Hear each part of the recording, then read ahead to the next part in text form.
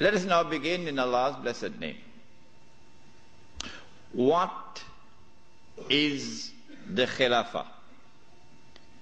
The Khalifa is state and government in Islam. What is Islam? The definition of Islam is submission to Allah. What is submission to Allah?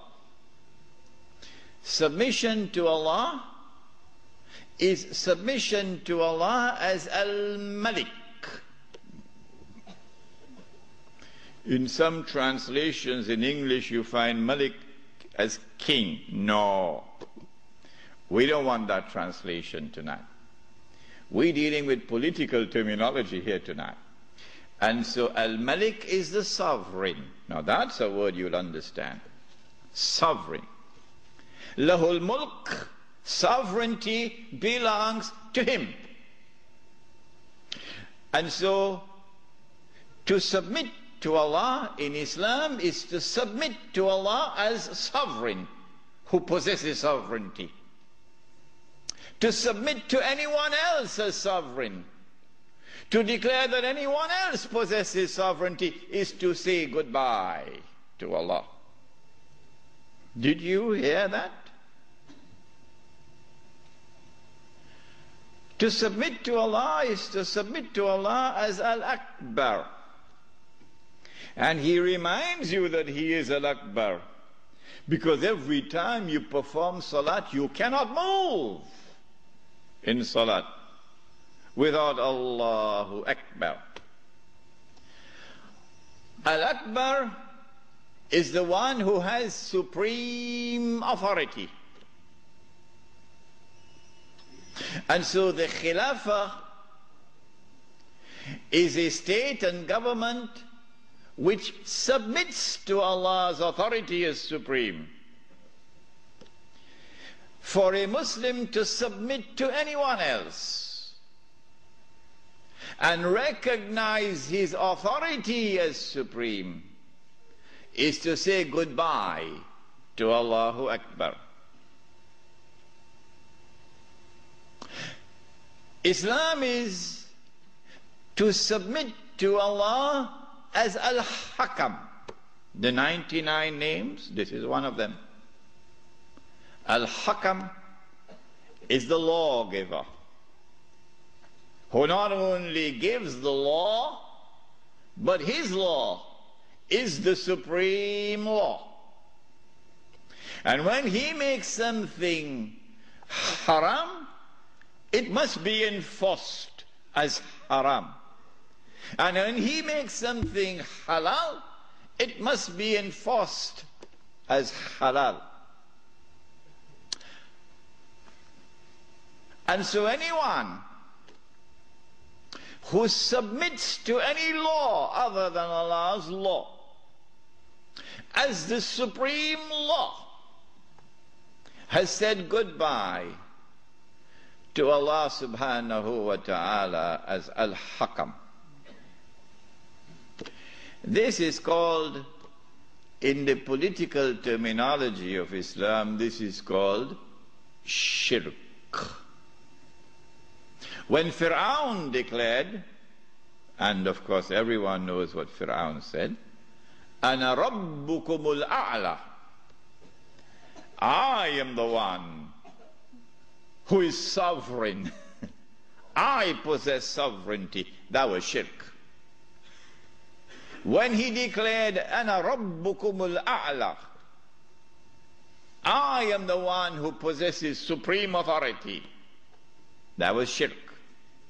When he declared, Ana Rabbukumul A'la, my law is the supreme law in the land of Egypt, that was shirk. And Allah punished him with terrible punishment for his shirk. This then was the Khilafah, a system of state and government in which Muslims could submit to Allah subhanahu wa ta'ala as Al-Malik, as Al-Akbar, as Al-Hakam. The Khilafah was destroyed. Who destroyed it? Why did they destroy it? How did they destroy it? When did they destroy it? What did they replace it with? With what was it replaced? And what is its destiny? These are awesomely important questions which very few can answer today. There is a book outside which was not written as an attack on a religious movement, the Wahhabi movement, no.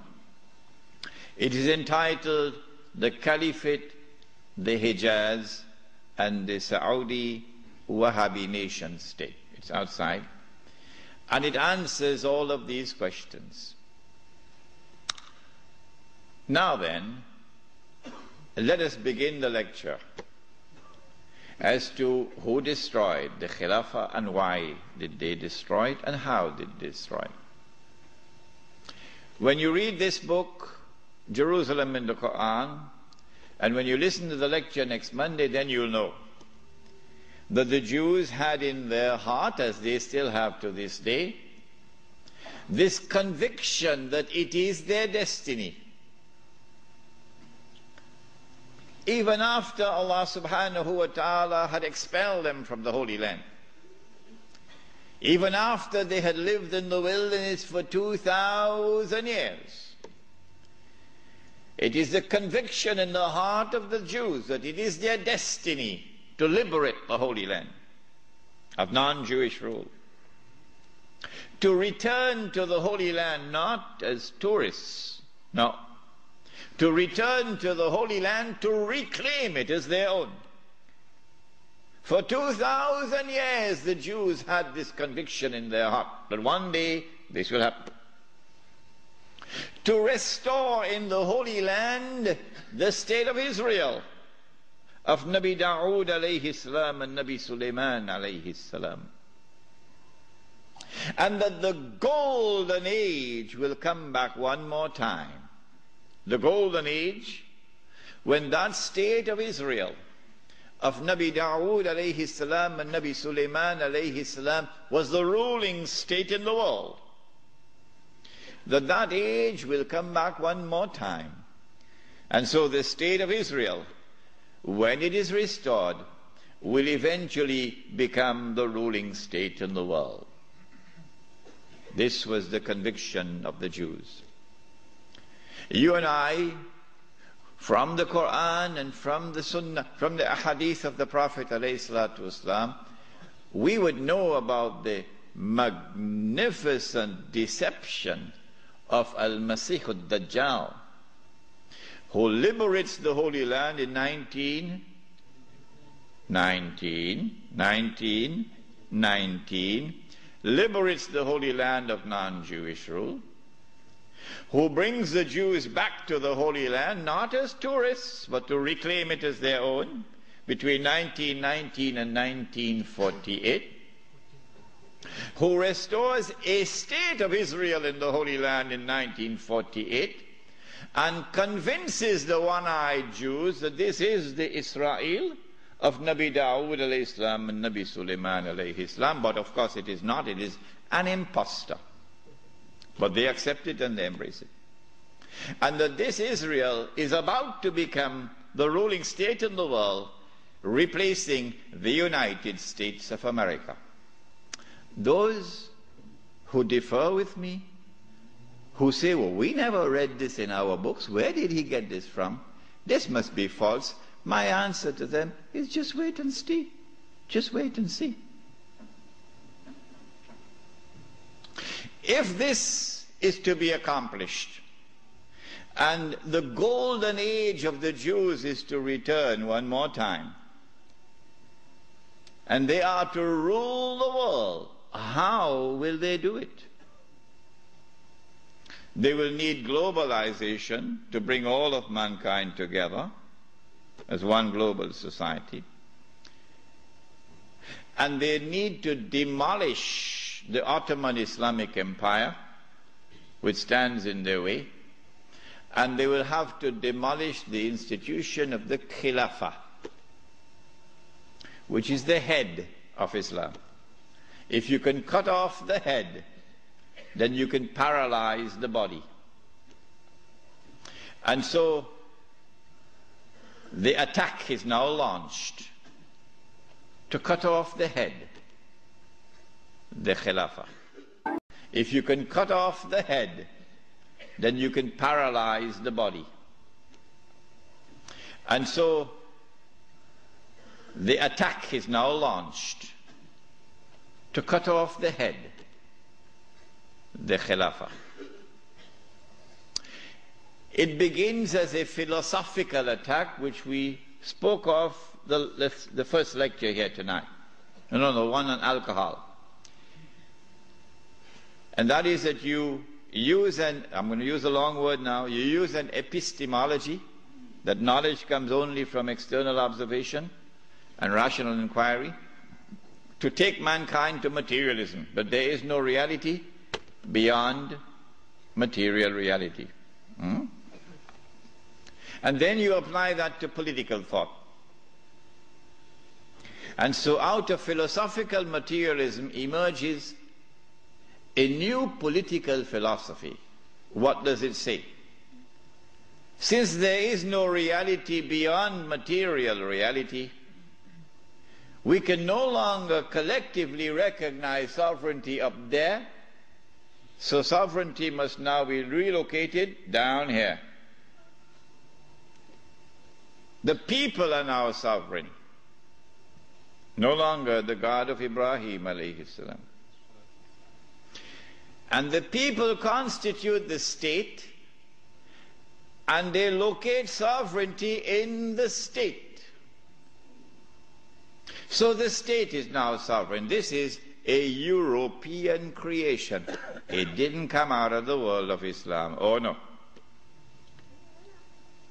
Not only is the state sovereign, but the authority of the state is supreme. And it is the state which now makes law. And the law of the state is the highest law, the supreme law. But more than that, the God of Abraham alayhi salam could make something haram. But we, the state, can change that and make it halal, meaning legalize it. If I am wrong, get up and correct me. Get up and correct me.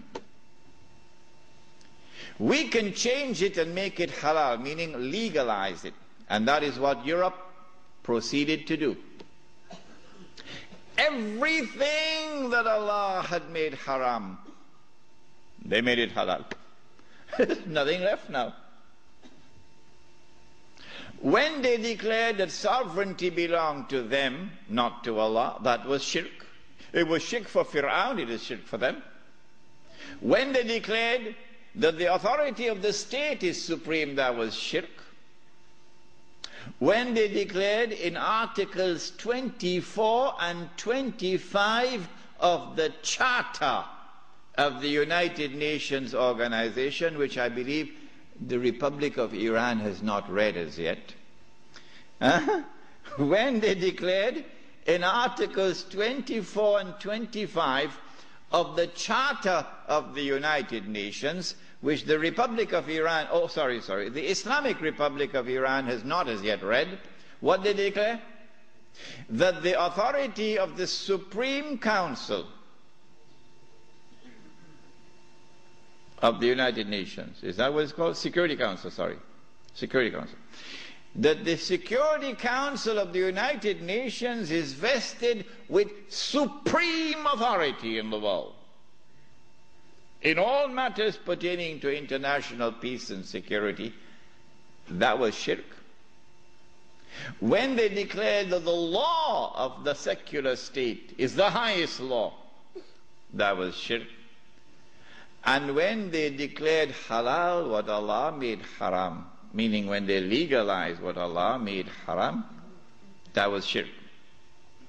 Surah At-Tawbah of the Quran. بعد أعوذ بالله من الشيطان الرجيم اتخذوا أحبارهم ورهبانهم أربابا من دون الله. They took their priests and their rabbis as arbab, lords and gods beside Allah. وَالْمَسِيحَ ابْنَ مَرْيَمَ, and they did the same thing with the Messiah, the son of Mary. وَمَا أُمِرُوا إِلَّا يَعْبُدُوا إِلَهًا وَاحِدًا, but they had not been commanded other than to worship one God. La ilaha illahu, there is no God beside him. Subhanahu, glory be to him. Amma yushrikun. Far removed is he from this act of shirk, taking your priests and your rabbis as gods and lords beside Allah. Shirk, says Allah. A man came to the Prophet ﷺ and said, O Messenger of Allah, but the Christians do not worship their priests, and the Jews do not worship their rabbis. How could Allah say so? To which the Prophet ﷺ replied, and he said, did they not make halal what Allah had made haram? That is their shirk. My question tonight, Lakemba, is this. If the priest and the rabbi make halal what Allah made haram, and that is shirk, then if the government does the same thing, would it not be shirk? You're very quiet tonight, aren't you, Lakemba? Yeah? And so, what Europe did is to launch the philosophical and political attack before the military attack, to produce that which can replace the Khalifa. And then they sent their agents, you remember, Jassasa, in the Tamim al-Dari hadith, they sent their spies to infiltrate Istanbul and to create what were called the Young Turks, the committee of whatever it was called, in whose group was located a man named Mustafa Kemal, and brainwash them into absorbing and imbibing and accepting the new political secularism which emerged out of Europe. Jazakallah. Then came the actual military attack. In 1897, Europeans who dressed up themselves in the clothing of Jews, remember they are Europeans who are parading as Jews, okay? They're called European Jews, but they're essentially Europeans. Judaism is only a camouflage. These people established the Zionist movement. The stage was now set. The countdown has begun for the Jews to strike after waiting for almost 2,000 years. They are now ready to strike to achieve their long-held objective of bringing back the Golden Age. Centuries before this, they had struck at Europe. And over a period of almost 300 to 400 years, they had transformed Europe from a civilization based on faith in Christianity to a new, essentially godless civilization. Having done that, they are now ready to strike when they create the Zionist movement. Allah subhanahu wa ta'ala now unveils the mother of all signs for those who have eyes to see. But most of mankind have eyes. Lahum a'yunun la yubsiruna biha. Most of mankind, they have eyes but they don't see. They have ears but they don't hear.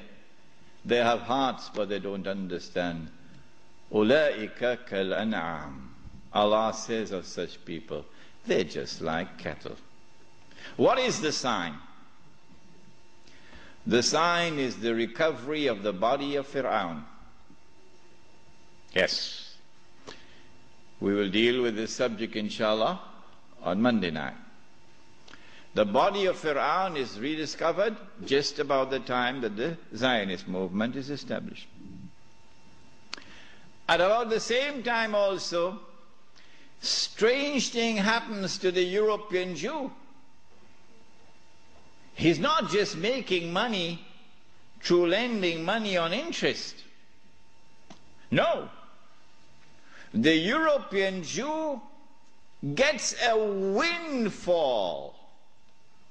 A massive amount of wealth now comes his way. How?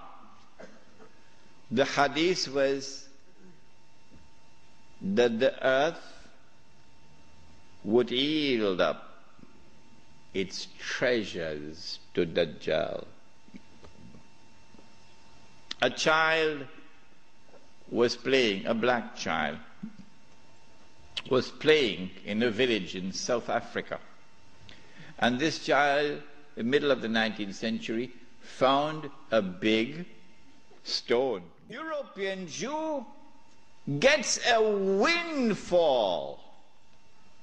A massive amount of wealth now comes his way. How? The hadith was that the earth would yield up its treasures to Dajjal. A child was playing, a black child, was playing in a village in South Africa. And this child, in the middle of the 19th century, found a big stone, glittering stone. Child took it home, showed it to the parents. Parents took it to the chief of the tribe. Chief of the tribe took it to the white commissioner. White commissioner sent it to Cape Town or Johannesburg, one of these places, to have it examined, and promptly came the reply that this was a huge diamond. You think that happened by accident? You're living in Disneyland. No, the stage was now set when that diamond was discovered. Because now we know where the diamonds are located. By this time, Britain, the scientific and technological revolution has given to Britain in particular, and Europe in general, the technology to be able to locate underneath the earth, in the interior of the earth, the diamond veins. And the technology we wish to mine for it down in the depths of the earth, technology which never existed before. And so now the southern African region becomes a cluster of diamond and gold mines. One mine in particular becomes the most famous one of all. 3 months ago, I stood myself at that mine. It was the biggest man-made hole in the world, in a town called Kimberley. You heard about Kimberley diamonds. Yeah. When the diamonds were discovered at Kimberley and in the surrounding areas, it was the biggest discovery of diamonds in history.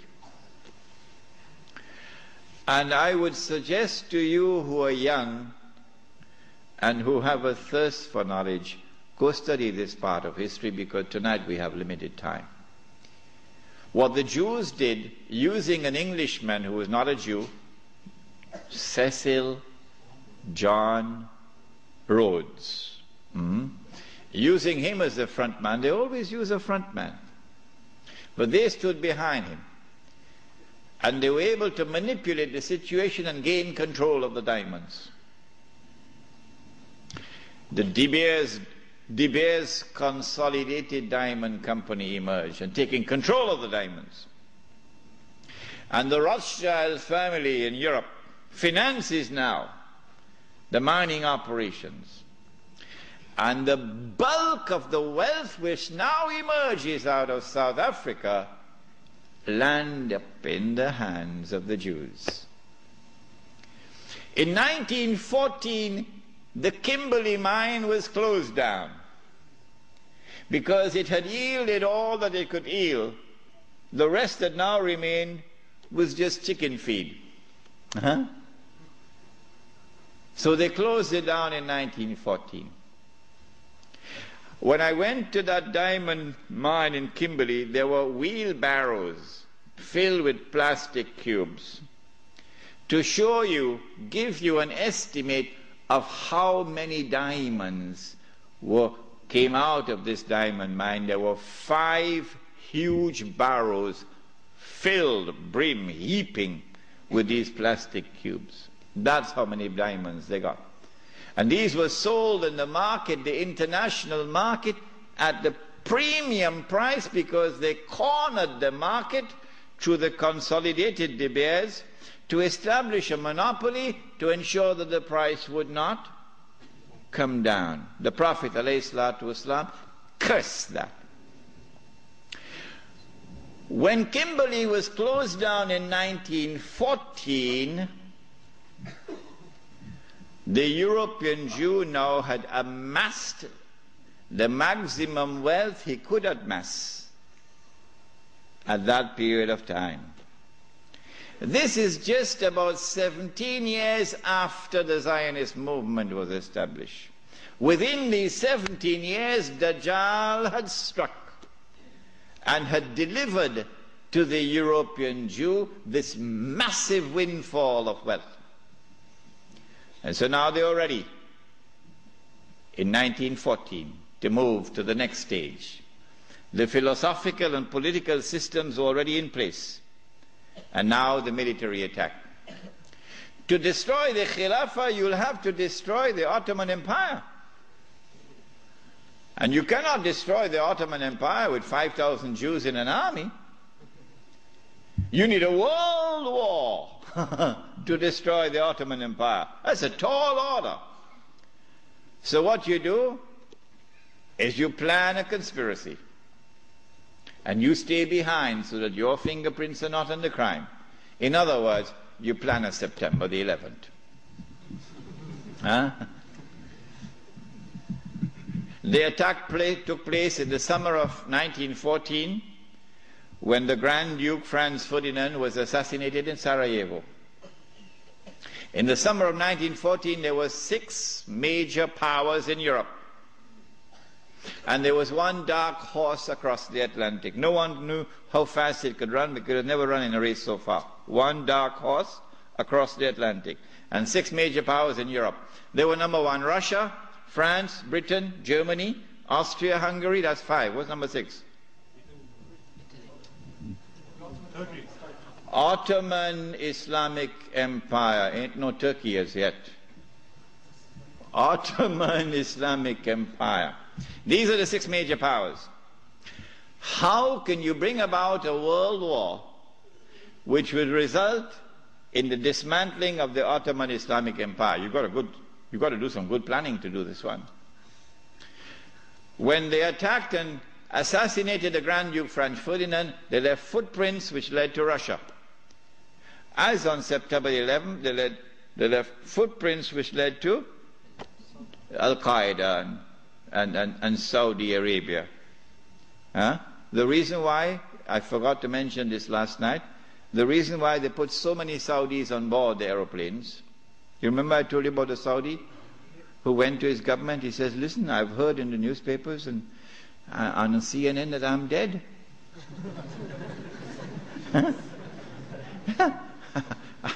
It seems to me as though I'm alive. What they'd done was to hijack his identity and put it on board the plane. I forgot to mention to you last night why they had put so many Saudis. The reason for this is to attack the client relationship, the friendly relations between the United States and the government of Saudi Arabia. If you can replace this with a new relationship of mistrust and hatred and enmity, it'll now facilitate the Jews when they launch their big war to take control of the Saudi oil, which is about to happen. This is why they put so many Saudis on board the aeroplanes. Good. They left footprints which led to Russia. And so Austria-Hungary had no option but to declare war on Russia.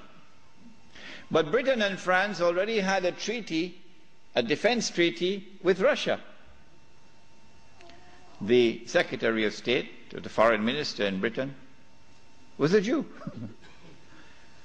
And so Britain and France now had to declare war in favor of Russia against Austria-Hungary.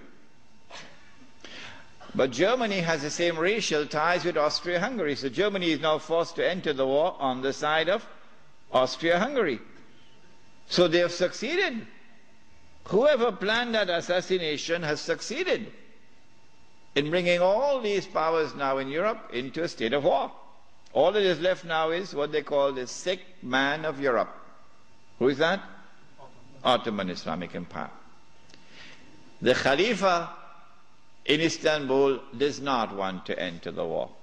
He knows how weak the Ottoman army is in terms of military technology.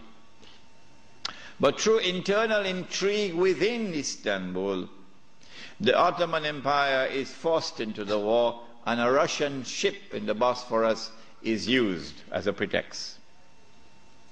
Once the war started, that massive wealth which the Jews had accumulated is now going to be used strategically for the purpose of influencing the direction of the war to get the prize that the Jews want. What is that prize? Once the war started, that massive wealth which the Jews had accumulated is now going to be used strategically for the purpose of influencing the direction of the war to get the prize that the Jews want. What is that prize? To destroy the Ottoman Islamic Empire, dismantle it, and to cut off the head of Islam, namely destroy the Khalifa. That's the prize they're after. The next prize is to liberate the Holy Land and to get the Holy Land for themselves. This is the prize they're after. Between 1914 and 1916, German submarines now make a surprise appearance into warfare. As when Israel launches her big war, we're going to see weapons that the world has never seen before being introduced into warfare. When the German submarine entered into the war, it tipped the scales on the side of Germany, and by 1916 Britain was on the verge of defeat. German submarines had surrounded and marooned the island of Britain. The French government had fallen, and Germany had occupied France, and Britain was on her knees. This is the moment that the Jews were waiting for. Now the Czech is going to talk. It's called financial diplomacy. The Jews, this is the German Jews, went to the British government and said, let's make a deal. Let's make a deal. We will intervene in the war with massive financial assistance to you. Massive. And we will bring that dark horse into the race. But that dark horse didn't want to come into the race. American public opinion was overwhelmingly against involvement in the war. And the most famous American of all was not the president. He was a man who had established the assembly line for producing motor cars. And what was supposed to have been a luxury item for only the rich, or you could see how the rich people were grinding their teeth in anger when this man caused the motor car to become accessible to ordinary Americans. For $700 you can get a motor car. $1,000 you can get a Model T. What is his name? Henry Ford. And this man did something else to his workers. He didn't bother about what was the market wage. No. He said, I am concerned with paying a just wage. And that market wage is not a just wage. And so he paid his workers a higher wage than the market wage. And so he won the hearts of the American people. He became an American icon. His name was Henry Ford. And he was totally opposed to American involvement in the war. But when the Jews went to the British government and said, let's make a deal, the British government said, deal. And so Jewish money, the diamonds of Kimberley, began to roll. And Jewish money now enters into the war in a massive way. And Jewish influence over the media in the United States is now made to work, and American public opinion is being brainwashed and slowly transformed, until suddenly, to the consternation of Henry Ford and so many Americans, Franklin Roosevelt declares war, and the United States enters into the war. Britain, with this newfound wealth and with the assistance of the United States, now has a new lease of life, and the war now takes on a direction that the Jews wanted from the first place. It is in 1916 that Jassasa went to work with British spies in Arabia. Lawrence of Arabia, of course, is the most well-known of them. These British spies were sent into Arabia, posing as Muslims. And they went to two actors in Arabia, two. One was Sharif al-Hosein, who was appointed by the Khalifa in Istanbul as the Sharif of the Hijaz, Mecca and Medina, in control. Mecca was under the control of an Arab battalion, but Medina was under the control of a Turkish battalion. And I wish I could understand why the Khalifa insisted on the Turkish battalion under the leadership of Fakhri Pasha to defend Medina. I don't know why. So when the British spies went to Hosein, they offered him the moon. They offered him the moon. We will liberate the land of the hated Ottoman Turks, and we will give you independence and freedom, and you will now become the king of the Arabs. Remember, Britain is not talking about Khalifa. No, we'll make you the king of the Arabs. And we also prepared to offer you a little, you know what, just £7 million. Huh? £7 million at that time is what Bill Gates has now. Sharif Hussein, the great-great-grandfather of Abdullah in Jordan now, then betrayed the Prophet Muhammad ﷺ, betrayed 1400 years of history of this ummah, violated the plain and clear command of Allah subhanahu wa ta'ala in the Quran in Suratul Ma'idah, in which He commanded us, Ya ayyuhalladhina amanu la tattakhizul yahuda wan nasara awliya.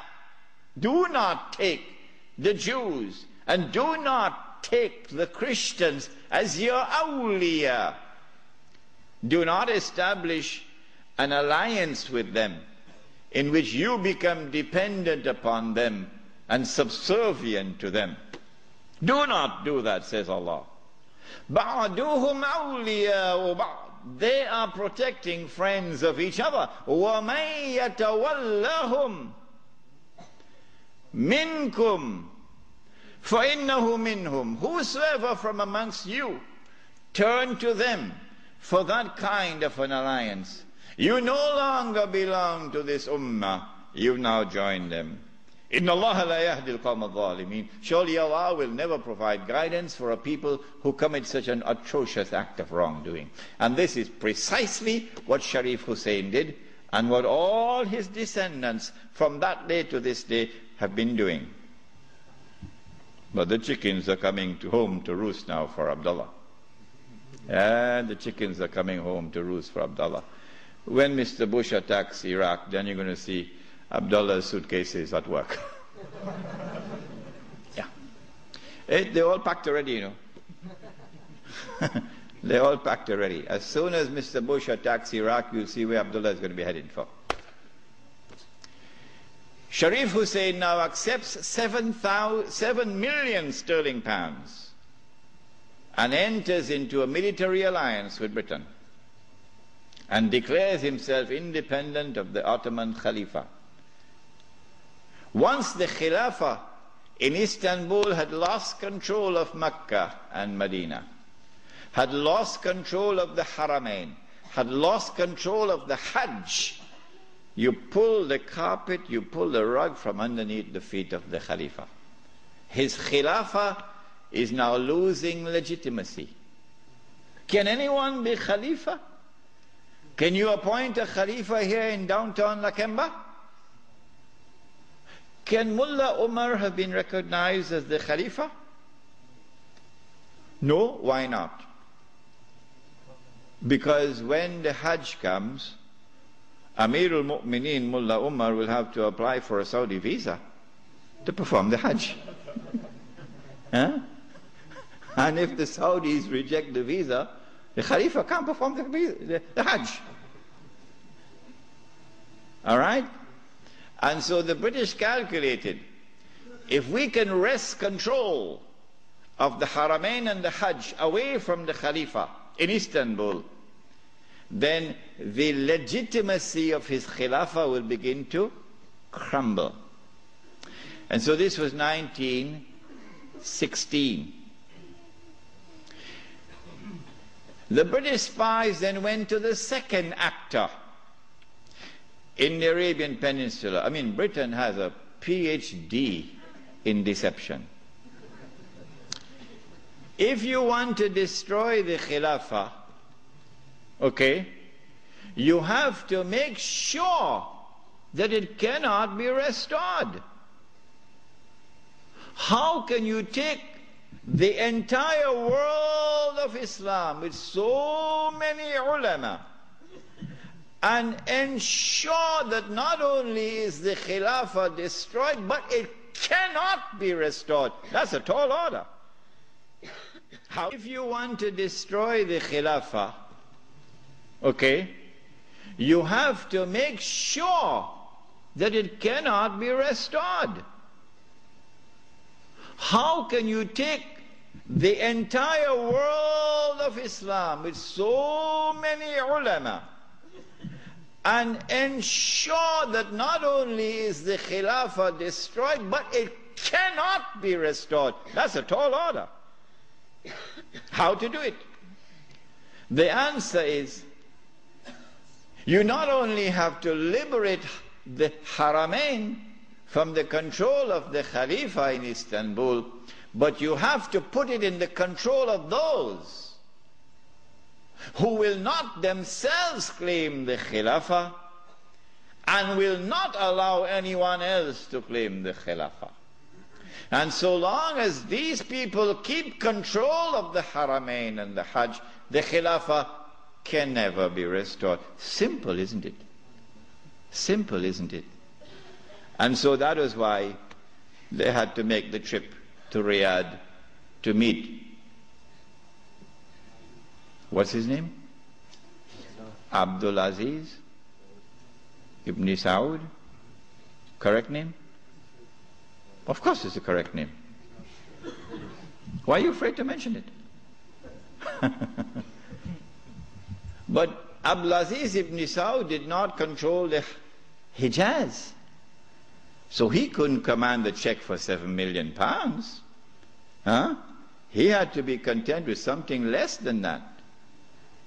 So what the British offered to him was, if you would sign the same kind of agreement with us and violate the specific command in the Quran and betray Allah and His Messenger and betray the Ummah, if you will do that, we pay you £5,000 a month. Would you accept that? Abdul Aziz says yes. Yes. And in 1916, Abdul Aziz ibn Saud signed an agreement with Britain. Yes. Which made of him a military ally of Britain, subservient to Britain. But when the Ikhwan, who were his military force, questioned him, how can you sign this agreement with Britain? And how can you accept this money from Britain, £5,000 a month? Abdul Aziz ibn Saud says, this is jizya.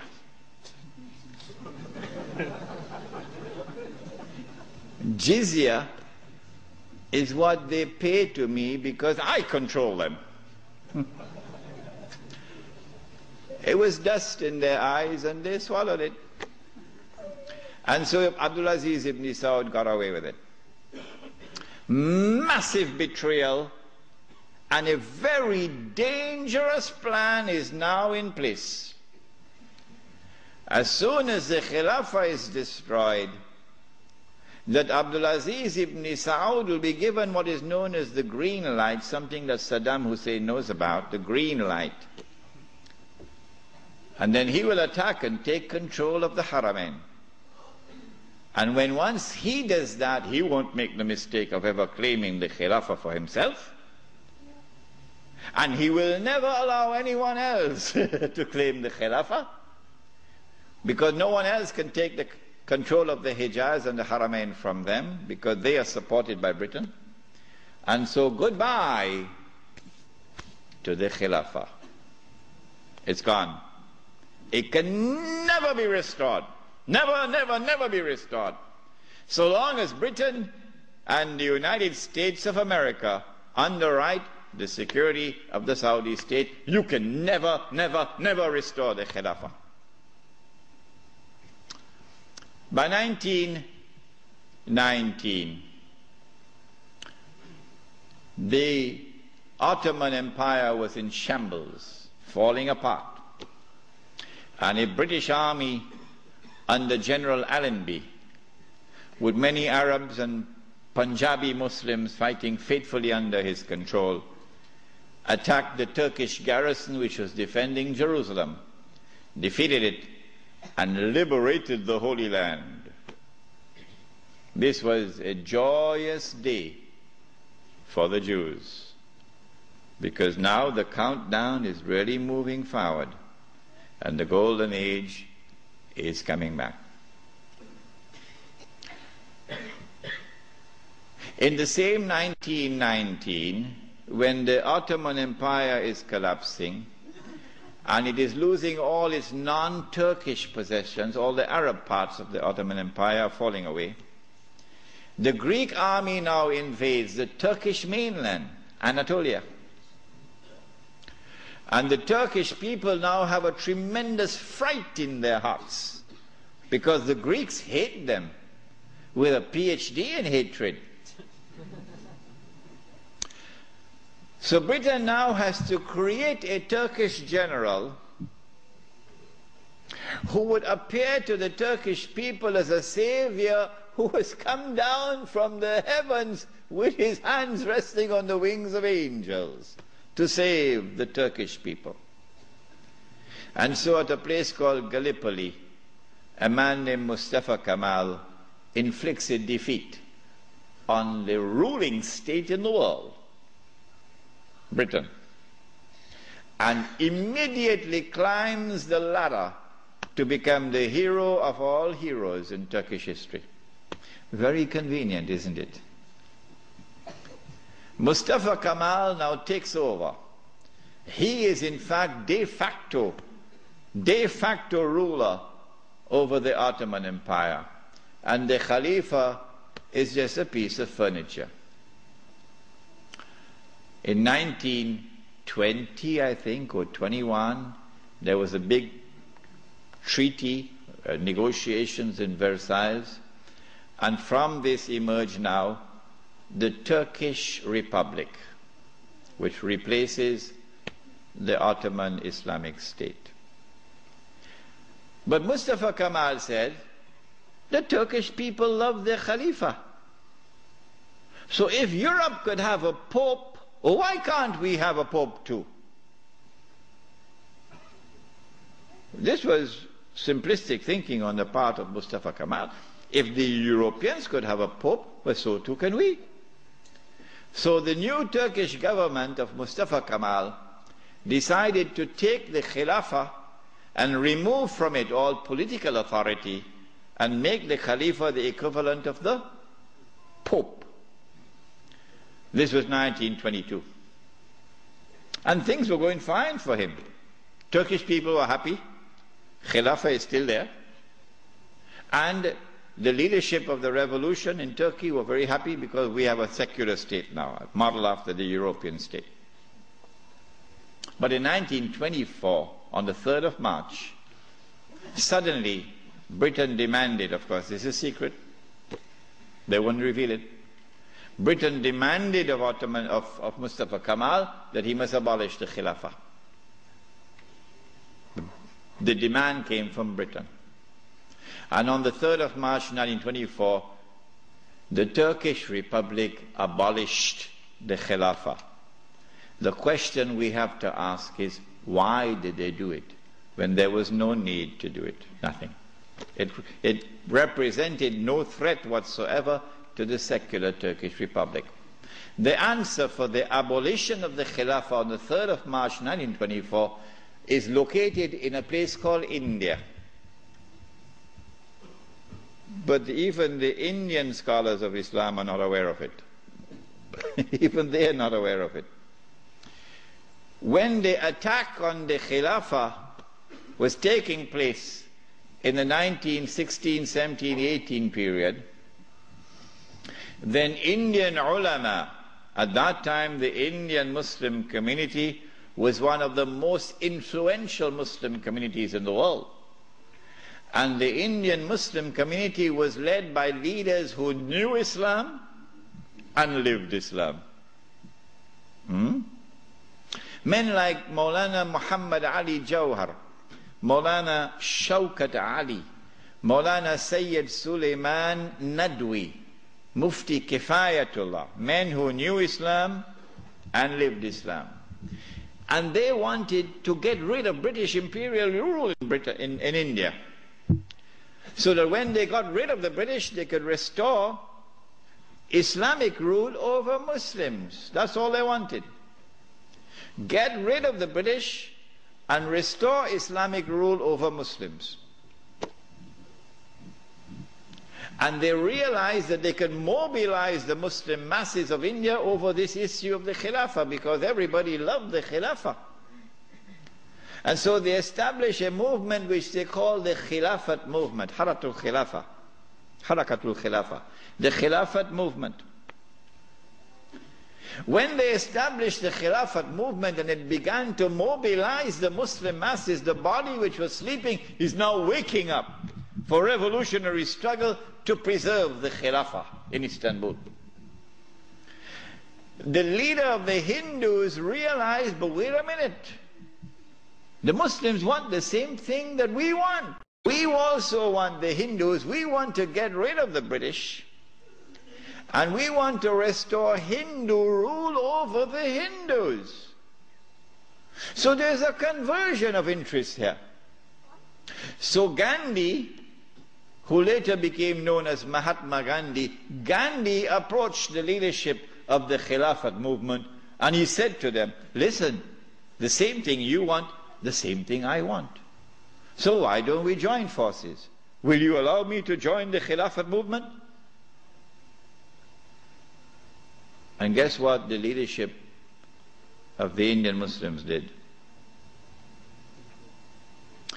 It was revolutionary theory on their part, and we praise them tonight.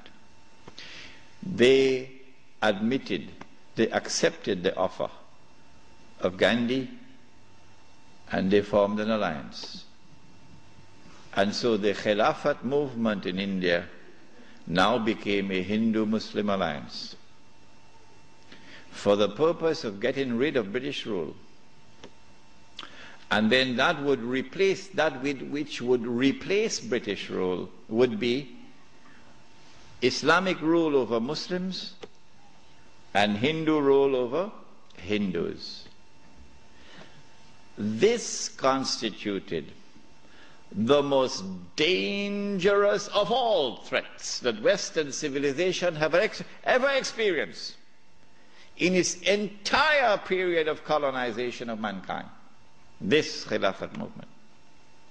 Because the Western objective was to demolish every existing state structure in the world and replace it with the secular state, so that eventually the secular state could be brought under the umbrella of a League of Nations and eventually a United Nations, and this would be political globalization at work. If the Khilafat movement were to succeed, then one of the most important communities in the world, the Indian Muslims, will escape. Because when the British withdrew, Muslims will be ruled by Islam and Hindus will be ruled by Hinduism. Between 1920 and 1924, the Khilafat movement was building up steam at an alarming rate. And by 1924, the British had calculated, we have to get rid of this Khilafat movement. And the only way we can think of now is to abolish the Khilafat. And so they put the pressure on Mustafa Kemal. As soon as the Khilafat was abolished, the Khilafat movement in India began to lose steam. In the same year that it was abolished in 1924, in that same year, the secularly minded British, in Indian language they call it chamcha, the stooges of the British in India, the brown-skinned Englishmen parading as Muslims, of whom the prince of them all was the grandfather of the present Aga Khan, Karim Aga Khan's grandfather. They now restore an organization called the All India Muslim League. The All India Muslim League is led by men who don't know Islam and don't live Islam. And these are the people who now wage a struggle for the liberation of the Muslims from British rule to be replaced, not with rule of Islam, oh no, but rather by the rule of the secular Republic of Pakistan and the secular Republic of India, so that Pakistan and India could be embraced within the community of secular nation states. But of course you had to put a little red herring to fool the people. So you have to make it appear as though Pakistan is going to emerge as an Islamic state, but that's just dust in their eyes, to fool those who see with only one eye. And so in 1924, on the 3rd of March, the Caliphate was abolished. When the Caliphate was abolished, Sharif al-Hosein realized that he was in grave danger now. So long as there was a Khalifa in Istanbul, the British needed him. But now that the Caliphate was destroyed, abolished, Sharif al-Hosein now realizes the plan. He says, oh my gosh, they're going to send Abdulaziz ibn Saud to cut my throat now.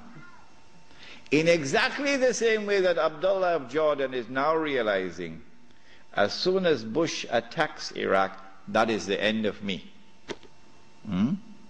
So Sharif al-Hosein decides 4 days later, on the 7th of March 1924, to claim the Khilafah for himself. But when you're a client state of Britain, you can't do that. You have to first apply to the British government for permission.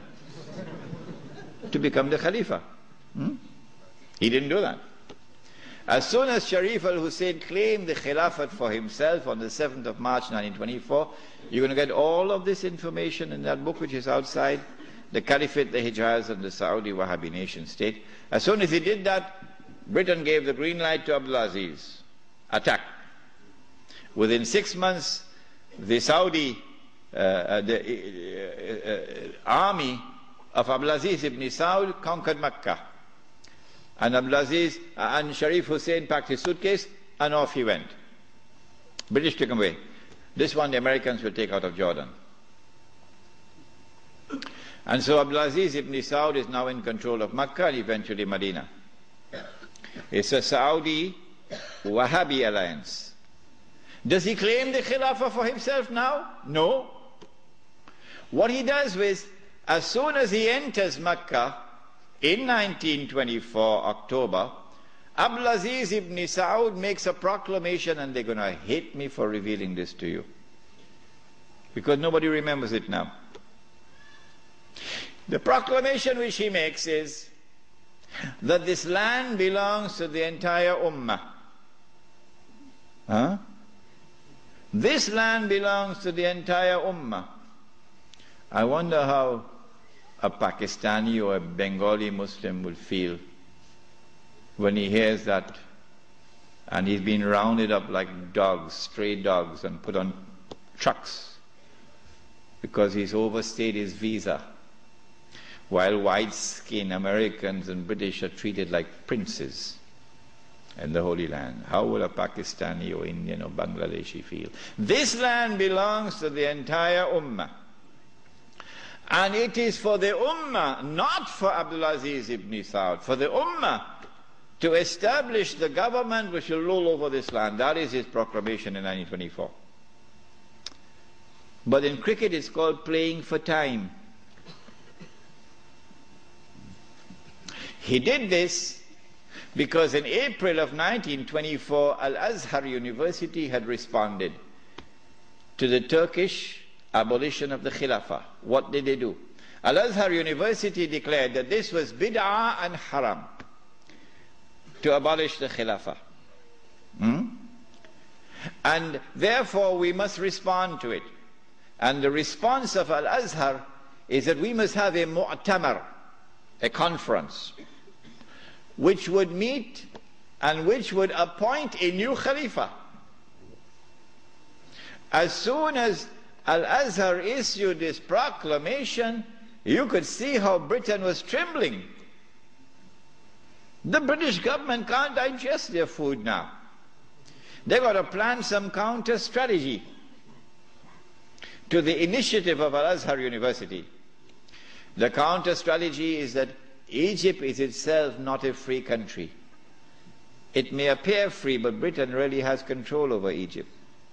So Britain puts pressure on King Fuad, the father of King Farouk. You're too old to hear about, you're too young to know about this. And King Fuad is now putting pressure on Al-Azhar to hold back on this conference. So for 2 years the conference can't take place. 2 years because of British pressure. The conference finally takes place in June, July of 1926. But Britain uses another counter strategy. She gets Abdulaziz ibn Saud in Mecca to also convene a conference of the world of Islam in Mecca at the time of the Hajj, which is May of 1926. And then Britain and Russia and France and China and all the major powers in Europe all get to work. Massive intervention in the affairs of the world of Islam to ensure that the Cairo conference does not succeed in winning a representative gathering, and that the Mecca conference gets all the Muslims attending it. And they succeeded because non-Arabs are hardly present. The conference met. The conference decided that the Khilafah was an essential part of the deen, that it was bid'ah and haram to abolish it, that the Khilafah must be restored, but we don't know how to do it. So let's go back home and come back after 1 year. That was the decision. We don't know how to do it. But in Mecca, you had the most successful representation of the entire world of Islam, because Britain really went to work on it. This conference is now convened, but strangely for the Wahhabi movement. Strangely for the Wahhabi movement, which is a religious movement, which declares that it is bringing back the original Islam and removing all the extraneous things which had been added and cutting out all the shirk. So this is the real Islam. Well, then how come you don't even have the subject of the Khilafah in your agenda for your conference? We asked the Wahhabi movement, give us an answer. There is no answer. The answer is that the Wahhabi-Saudi alliance is now perpetrating a gigantic, a massive betrayal of Islam in abandoning the Khilafah. And so the conference takes place. But the subject of the Khilafah is not even on the agenda of the conference. Instead, Abdulaziz ibn Saud approaches the conference twice, himself in person. And he asks the conference to recognize him as Al-Malik. That his rule should be recognized over the Hijaz. When the conference had heard His Majesty the King on both occasions, and the conference is now sitting down to discuss the matter, shall we recognize Saudi Wahhabi rule over the Hijaz? The leader of the Indian Muslim delegation jumped up to speak first. He spoke first. His name was Maulana Muhammad Ali Jawhar. He got up and he told the king, get lost. We'll never do that. As soon as the leadership of the Indian Muslim delegation had established its position of rejecting the claim of the Saudi Wahhabi leadership for sovereignty and control over the Hijaz, the rest of the delegates couldn't say, That was the power of a man who knew Islam and lived Islam. And so the conference ended without giving to the Saudi Wahhabi rule over the Hijaz recognition. They decided that they'll meet every year, but that was the last time they ever met. This then was the response of the world of Islam to the abolition of the Khilafah.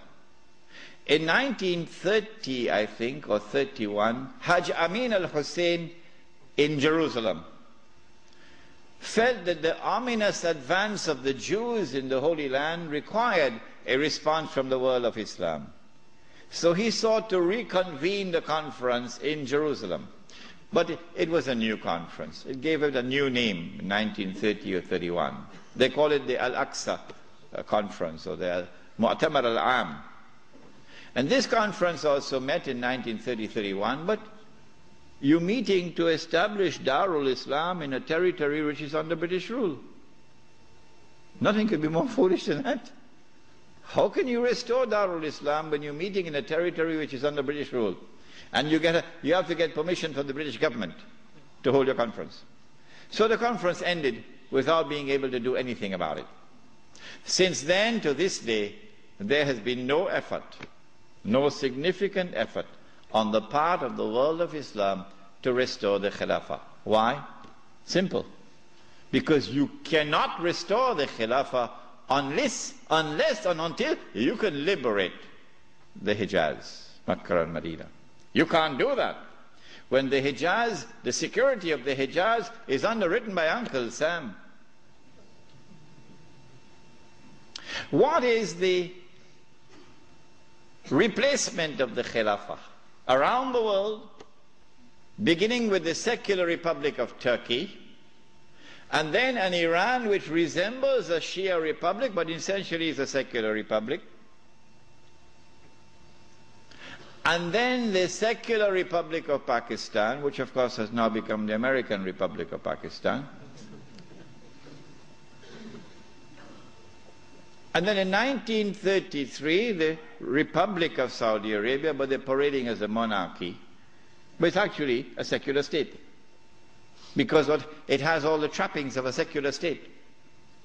A secular state has territorial sovereignty. The state of Saudi Arabia has territorial sovereignty. A secular state has citizenship. Once upon a time when I went to Mecca, I was Muslim. And the only difference between me and my fellow Muslim who was resident in Mecca was that I was Musafir and he was Sakin. Other than that, we're the same. But now, I am a foreigner. If this is not bid'ah, I should change my name. I am now a foreign national, and they are Saudis. And all the oil that Dajjal discovered underneath the soil belongs to them. They own it. So what about Abdulaziz ibn Saud's proclamation that this entire land belongs to the world of Islam? That's forgotten. That's why they hate me for reminding you of these things. The entire world is now embraced. The entire world of Islam is now embraced by the modern secular state.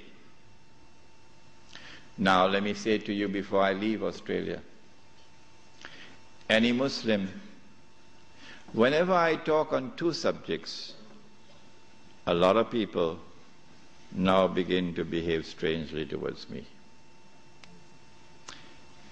But while it pains my heart, it will not change me, because I do not teach Islam to please people. I try to do it to please my Lord. When I talk on the subject of riba, some people begin to hate me. Yeah, it doesn't matter.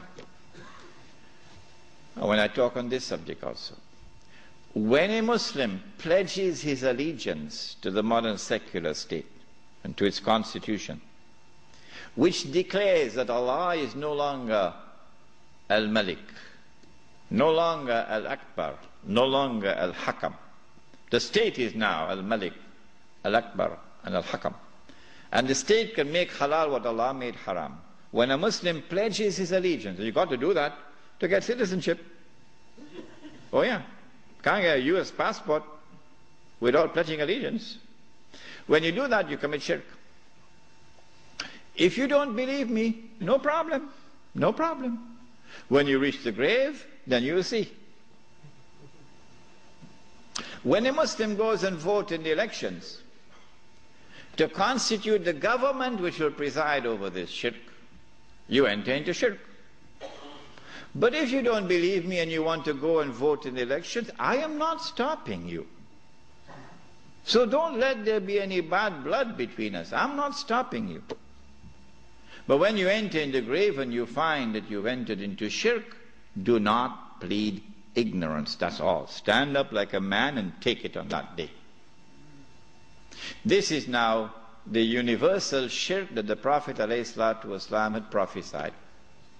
He said the time would come when shirk will be everywhere, it'll be so difficult to recognize it. However, as difficult as it would be to recognize a black ant on a black stone on a dark night. So if you did not recognize it before this lecture, don't be surprised, but now you know. This universal secular state is now used to embrace all of mankind, including the world of Islam, in political globalization. So that eventually you have one government over all of mankind. Eventually the Jews will now rule the world using that structure. That's about to happen. We already made significant progress towards that day.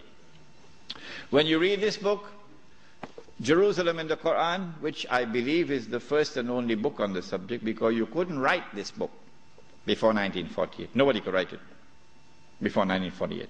Not in 1400 years of this history. In fact, it was difficult to write this book in 1940. It's easy to write it now, but difficult to write it at that time. When you read this book, then you'll understand why it is, I say, that we are now located at that moment in time when one ruling state is about to give way to another. That the state of Israel is about to replace the United States as the ruling state. Israel takes over from the United States with that big war which is about to take place, and the American economy collapses, and the US dollar collapses, and all the paper money in the world collapses, and this is going to be my lecture next Wednesday, inshallah, on Islam and the international monetary system. Please come to it. Then we see that transfer of power. Israel takes control of the oil, for example, of the Middle East. When Israel becomes the ruling state in the world, then the Jews will say, the golden age has come again. The prophecy is being fulfilled.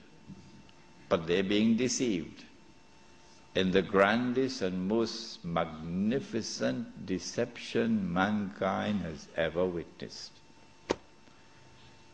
No, this is not the golden age. You've been deceived by Al-Masih ad-Dajjal. Israel will rule the world for a day which is like a week. How long will a day which is like a week last? How long? How long will Israel rule the world? And what will be our predicament during that time? This is what I spoke about last night. You cannot establish Islam at the macro level, so go ahead and establish at the micro level. The jihad is already in force to liberate the Holy Land. No one can stop that jihad. No one can stop it. The jihad is already in force to liberate the territory from where the army will come, from Khorasan. No one can stop that jihad. When you see that army coming from Khorasan, the Prophet said, go and join that army, even if you have to crawl over ice. Because no one will be able to stop that army until it reaches Jerusalem. When a day which is like a week has come to an end, and we will know that because the water in the Sea of Galilee would have dried up. That is the time when these events are now going to take place. The advent of Imam Al-Mahdi, Dajjal appearing in a day which is like our day, so we'll see him as a Jew, etc., and the Son of Mary coming down. There are some of you who have become a bit uncomfortable with my statement that I said it would be perhaps within the next 50 years. And I went on to say I can be wrong. If this statement is uncomfortable to you, I can make another statement which means exactly the same thing. Exactly the same thing. I can say that I expect the Sea of Galilee to dry up in about 50 years. I hope you'd have no objections to that. Huh? But it's the same thing. Because it is when the water in the Sea of Galilee dries up that the Son of Mary will come back down. Go and read your Sahih Muslim. It is at that time, and go and notice the water level in the Sea of Galilee now.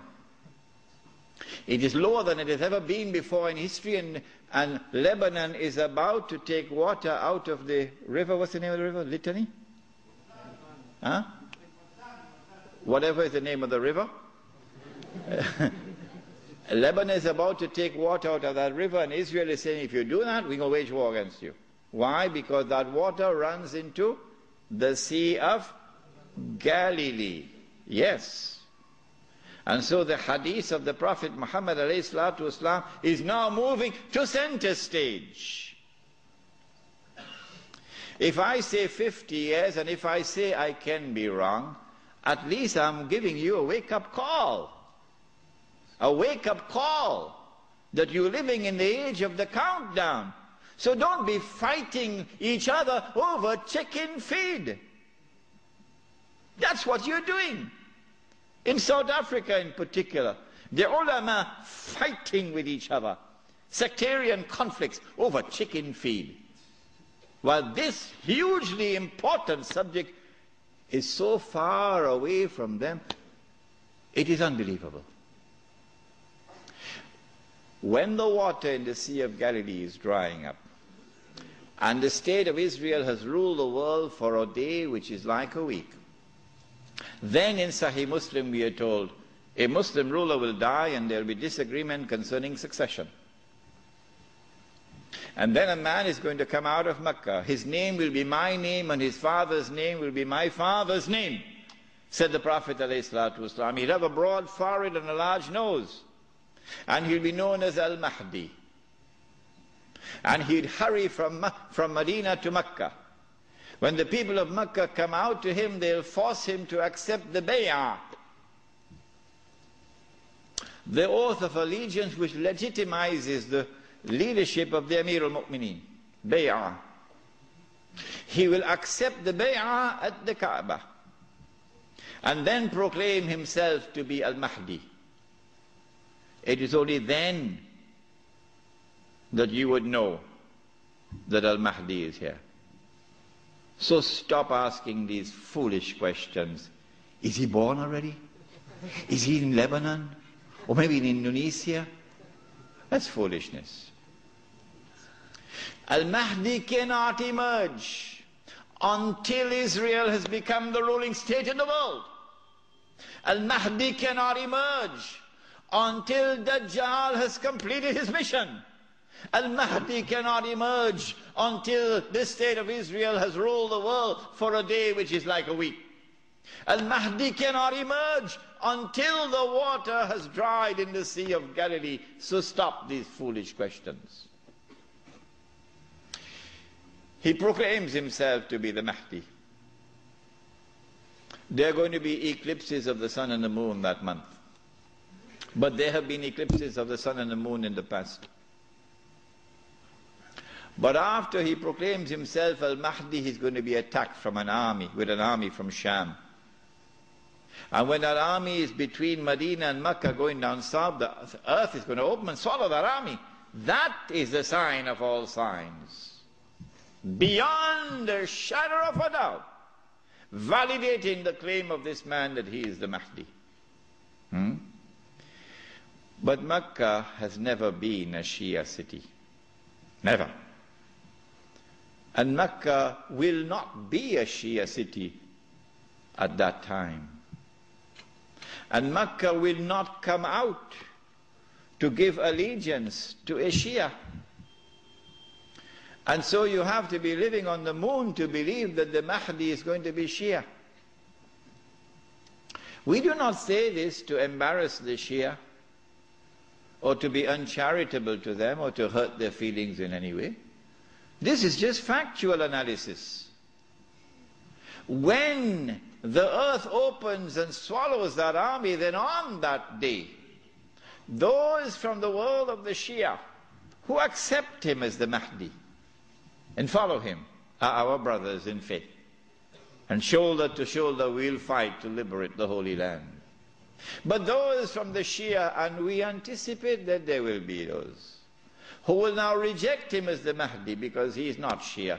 You're not our brothers in faith. And you will not fight with us shoulder to liberate the Holy Land. When the army is swallowed, then the Mahdi is going to be attacked by another army, and this is now an army of the Quraysh, an army of the Kalb. And remember that armies are under the control of governments. The Mahdi will defeat this army, and when an army is defeated, that is the end of Saudi Arabia. Goodbye to bad rubbish. Goodbye to bad rubbish. Let it be recorded in my book tonight. Let it be recorded in your book tonight. Goodbye to bad rubbish. The most monstrous betrayal of Islam ever committed in history, committed by those who control that state. Now Darul Islam is restored. Yeah, this is Islam, not that.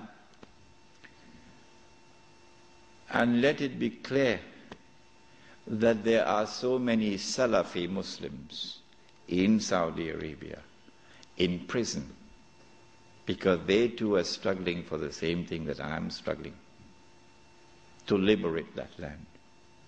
Let it be clear that there's a man like Sheikh Safar al-Hawali, who is at the forefront, intellectually, spiritually, and theoretically, at the forefront. I benefited from his thought.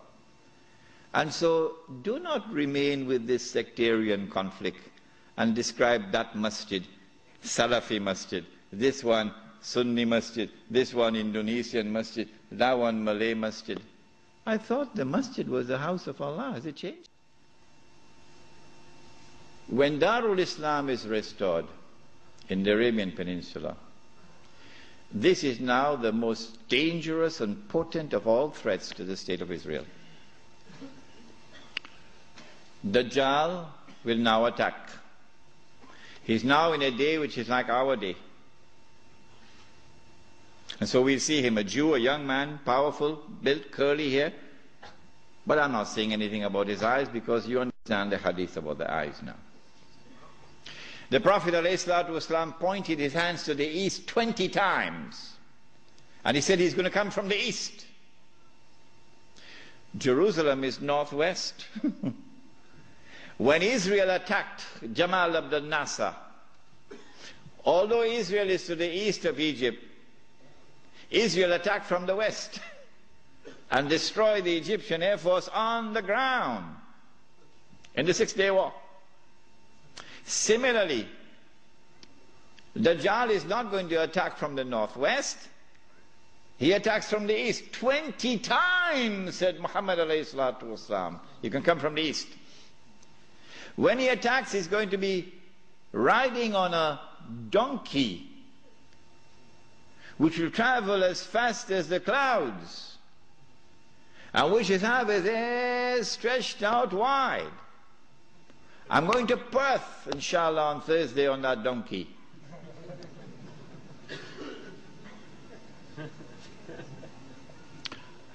And so, we're talking about fighter aircraft. And east of Medina and Mecca is the Saudi Air Force Base, which is now also an American Air Force Base in Dhahran.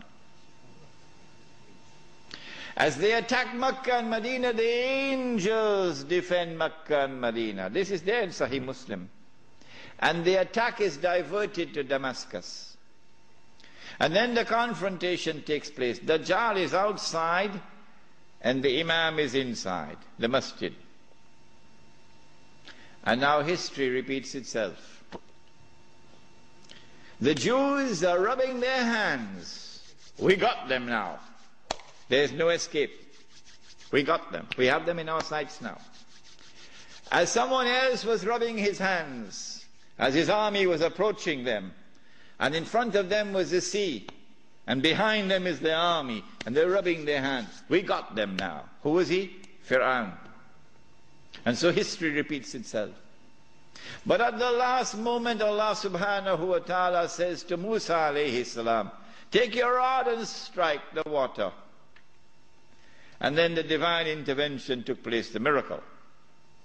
And the believers were saved. وَإِذْ فَرَقْنَا بِكُمُ الْبَحْرِ فَأَنْجَيْنَاكُمْ وَأَغْرَقْنَا آلَ فِرْعَوْنَ وَأَنْتُمْ تَنْظُرُونَ. Now history repeats itself. As the Jews are rubbing their hands, we've got them now, we've cornered them. At that last moment, history repeats itself. The son of Mary comes down with his hands resting on the wings of two angels. The first time he came, Allah raised a man. And when the Messiah came, he came in front of that man. And that man said, here he is, this is the man you've been waiting for, this is the Messiah. Who was that man? Yahya alayhi salam. So this is the divine method for positive identification. But now history repeats itself. The divine method of positive identification is repeated. As the son of Mary comes down in the masjid, Imam Al-Mahdi says, here he is, this is the son of Mary. And then the son of Mary responds and identifies himself. Imam asks him, you lead the salat. He says, no, you are the Imam, you lead. After the salat, then the confrontation takes place between the false Messiah and the true Messiah. And the false Messiah is killed. And then Gog and Magog are destroyed. The Sea of Galilee is dry. And after Gog and Magog are destroyed and Dajjal is killed, now the state of Israel is without any support. Now it's going to be a level battlefield. A level battlefield. I may be wrong, but I suspect that there's going to be a massive collapse of the world of modern technology. I suspect that. And so horses are now going to be used once again. Yeah. The army now comes out of Khorasan, and that army attacks and destroys the state of Israel. The first time it was a Babylonian army. The second time it was a Roman army. And after the Roman army destroyed them and threw them out of the land, Allah said, وَإِنْ عُدْتُمْ عُدْنَا وَإِنْ عُدْتُمْ عُدْنَا.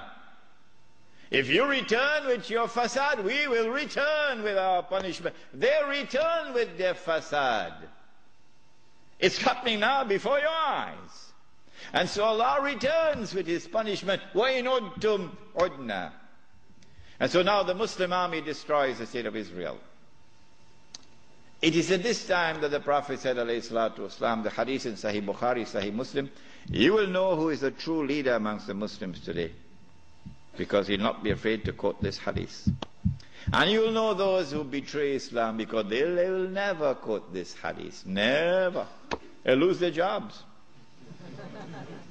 لَتُقَاتِلُنَّ الْيَهُودِ وَلَتَقْتُلُنَّهُمْ حَتَّى يَقُولُ الْحَجَرُ يَا مُسْلِمْ هَذَا يَهُودِيٌّ وَرَائِي فَتَعَالَ فَاقْتُلْ.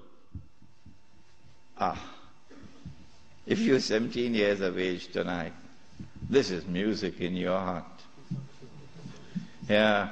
If the beard is grey, well, things are not the same anymore. You will most certainly fight the Jews. And you will most certainly kill them. And at that time the stones will speak.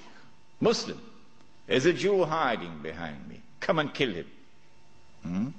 And so the Holy Land is liberated. This ends the subject of Imam Al-Mahdi and the return of the Khalifa. What happens after that we'll pick up in our subject on Jerusalem in the Quran, which will be on Monday night. What I'd like you to do is, if you have any questions, please write them very quickly. We have paper?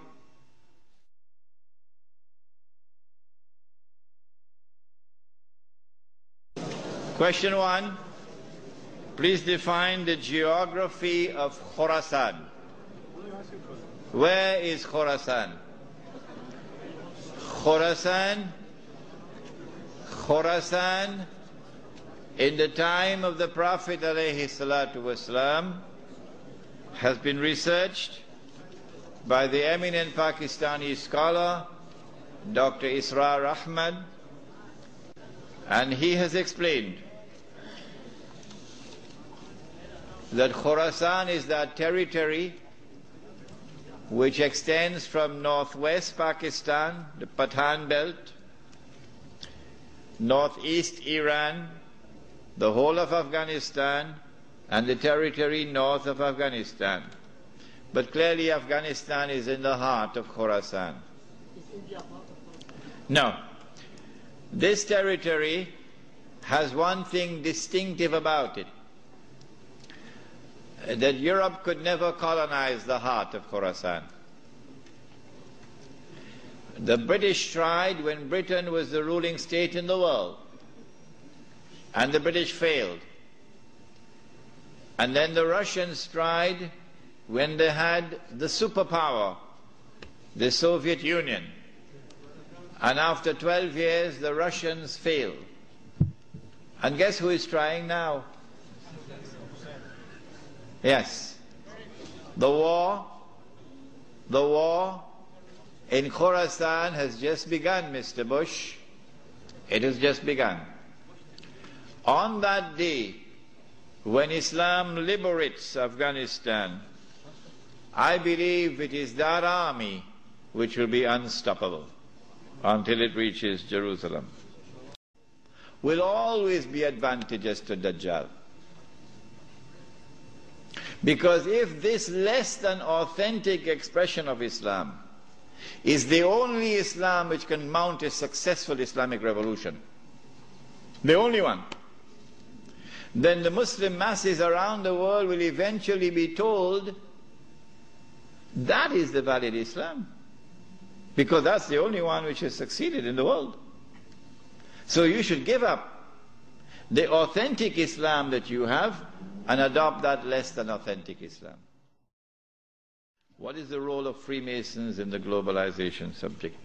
The Freemasons are an organization which have their roots in ancient Israel, Banu Israel, from the earliest times. The Freemasonry movement, however, was hijacked by the Europeans who put on the clothing of Judaism. European Jew. Yes, Sheikh Sadi, here we are. This is something for you. It's a gift. The Freemasonry now has been hijacked by them, and they're using it as a front organization so that they can stand behind. So you attack World Trade Center, but your fingerprints are not on the crime. You're behind. You attacked the World Trade Center in 1991, and you put Sheikh Omar Abdurrahman behind bars, the blind sheikh. But the Jewish fingerprints are not on the crime. You attack the U.S. mission in Tanzania, the U.S. mission in Kenya, Tanzania and Kenya, and you believe that we are blind. We know you did it. You attacked. But you blame Osama bin Laden for that. But guess what? One day, يَوْمَ إِذٍ تُحَدِّثُ أَخْبَارَهَا بِأَنَّ رَبَّكَ أَوْحَى لَهَا. One day the earth will speak, and all your lies are now going to be exposed.